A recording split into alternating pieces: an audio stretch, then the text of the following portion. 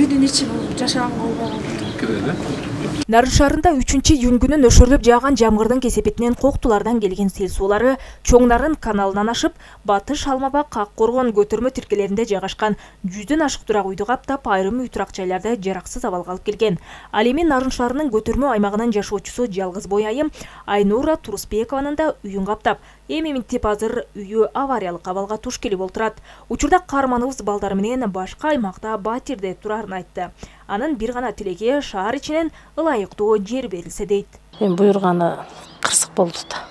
Жаратылыштын кырсыгы да. Деп эсептейм. Анан эми кимди күнөөлөйбүз, эч кимди күнөөлөй албайбыз. Анан эл келип сурап атат, ага шүгүр. Азыр квартирада туруп атабыз.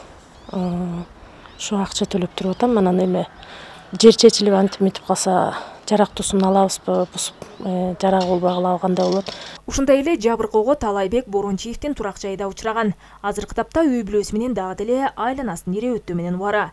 Жаңы там салуунун камын көрүп жаткан бул үй бүлө эми эмнеден баштаарын билбей, баштары катып турган маалы. Мондай акчаны салсайм, биягын тозуп, тетиги каналды көтөрүп, бийиктеп койсо эле эметпейт. Айттырбай келген табигый кырсыктан улам 5 үйдүн дубалдары жарылып, такыр эле жашоого мүмкүн эмес абалга кептелген. Мындан улам облус бийлиги андагы жашоочуларга 5000 сомдон акчалай жардам көрсөттү. Мындан сырткары аларга демирчүлөр изделип, абалды жөнгө келтирүү аракеттери жүрүп жатканын кошумчалады. Азыркы керектүү өңөргө кичине майда чүйдөңөргө керектеп тургула, макулбу?